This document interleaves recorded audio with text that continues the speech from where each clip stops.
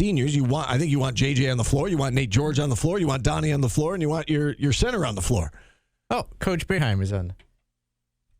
All right. Can I help you guys? Please. Yes, Coach. Please. Happy birthday, by the way. Thank you, but I've been listening to you for 10 minutes about the same thing. Let me solve your problem. All right. When you get to the end of the game, you put the guys in that game that are playing well. You don't go to the starters necessarily. It might be, but if somebody's playing well at that point in time, then he stays in the game during that end of the game situation. Unless, as a coach, you feel, well, he's done everything he can do. He's not going to do it anymore. So you kind of go by the feel of the game. And, if your best player has been in foul trouble, like, say, Carmelo Anthony, and at the end of the game, somebody else is playing well in his position, you still put Carmelo Anthony back into the game. All right? That makes sense. But in this situation, Kiyan's played great. I'm really happy for him. I think that there's other guys, I think White's going to be valuable in some games. I think that Betsy could be valuable in some games, coming off the bench. And maybe one of them has a real hot hand in the end of the game, in a close game. Maybe one of them might be in there. You just have to play that by the game. You don't go at, like, today, if we're in a close game with Houston, we're going to put the seniors in. That's not the way you do it. You do it by the game, unless you have great differential in the players. Then you normally are going to put your best player. Your best players are going to be in at the end of the game. And for this year's team, we right now don't even know who the best players are yet. There's a lot of good players. I think they're playing well. Donnie's played well. I think, we've had good play from Nate. We've had good play from Kiyan. I think Nate Kingz, from watching him every day, he's the best shooter on the team, and he's solid defensive player. So I think you have to keep an open mind as to, we played 3 games. I remember 3 games one year, Jerry McNamara shot 5% for the 3 games. But we knew what he could do. So, we're not going to not play him because he played poorly in 3 games. I remember Buddy's freshman year, he shot 17% the first 10 non-conference games. And then he shot 40% in the league. So you have to play it by what you see in any particular game. And it could be anybody could be in there at the end of the game, depending on how the game is gone.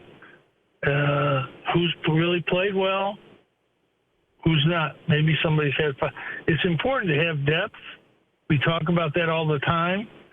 And I think that's what Red has been able to do this year at this stage, to get some guys some time to learn what it's like to be in a game in college.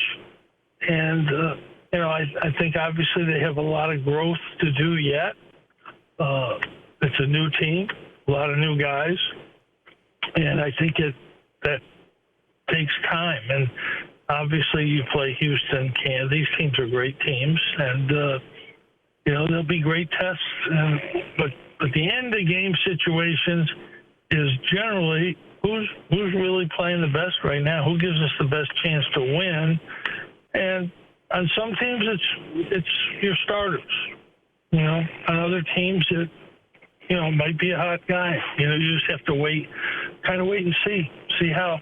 I remember one year we were at Providence and Preston Shumpert was playing terrible, and everybody else got us back in the game, and we got even with about 3 minutes to go. I think Preston was 1 for 10, but he was our best player. And I get him off the bench, and one of the players, who usually didn't say such a thing, kind of looked at me like, "What are you doing, coach?" And I put Preston in, and I looked at the player, and I said, "Don't worry about it, just play." And Preston went in and hit 2 shots right in a row. That was a 4-point lead. Nice. And it was a bit of a stretch because he was 1 for 10. And if it hadn't worked, I'm sure somebody out there, maybe not Paulie, but somebody would say, well, why did he put him back into the game when he was 1 for 10? You know, why was Jerry McNamara in the Notre Dame game here when he was 1 for 10 and we threw him the ball and he made a 3 to win the game for us? Well, because we know he can do that. So you never know, but it could be anybody on this team right now could be in there. Certainly Kiyan's played great, really happy for him, but, you know, the level of competition will be different as we move forward. Yeah, no doubt. Shouldn't you be enjoying your birthday in retirement? Yesterday was my birthday. I was going to say his birthday was yesterday. Enjoyed it, and I've worked already twice. I've done 2 jobs today already, Paul. kind of like you know, trying to do some different things. But I'm really excited to watch this team. I think they've got a long ways to go. But last year they beat these teams by 10 points. Couple of these teams. You know, I think last year's team would have gone down to Drexel and won by 4, or maybe not. I don't know. Maybe not win. So they're definitely better. That's what That's what we're looking for. College basketball's better. The league is better. We watched some of these teams around the country. So many guys came back. So many really great freshmen. Probably the best freshmen we've seen. The NBA people are saying it's the best freshman class they've seen in a long time. And 30 Europeans came over that are playing over here. So you've got a lot of really good basketball teams. This is going to be a heck of a year for college basketball in terms of just really, really good players. I mean, you can look around the country anywhere you look and see guys that are really good. You know, in our league, NC State's better. Wake Forest almost beats Michigan. They had the game won. Missed free throws at Michigan. Michigan's a top 10 team. Florida State takes Florida to the end of the game at Florida. And Florida State's picked 12th in our league or something like that. Virginia Tech goes up and beats Providence up in New England. Obviously, Duke, Carolina are good. Louisville beats Kentucky. The ACC didn't do any of that last year, except for Duke. So it's a whole different league. College basketball is really good. I mean, really good. I mean, every time you look around, you see another team that's a really good basketball team.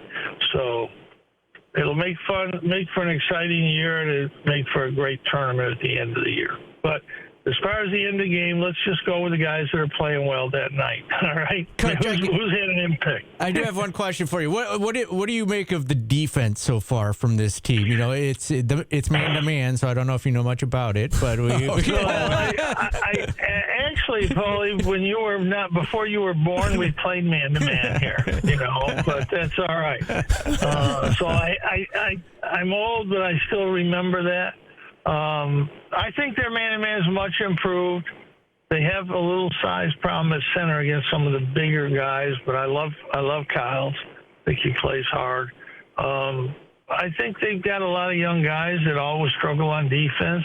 You know, they're doing a great job with them, but there'll be some defensive problems. I think for sure when you see some of the better teams.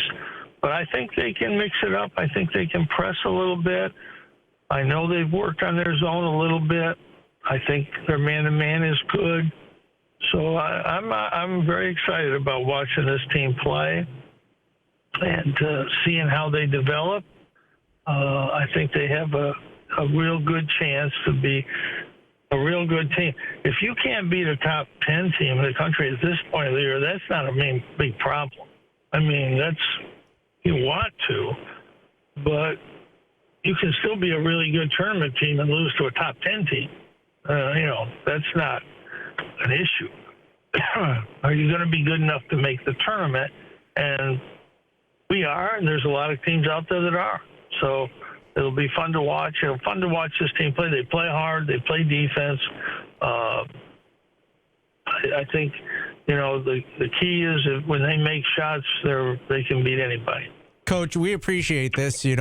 It's not every radio show that has a Hall of Fame coach calling and tell them who's right and who's wrong and how it should be handled in that situation. Thank you so much. Coach, thanks for the call. I'm happy to talk to Steve Paulie.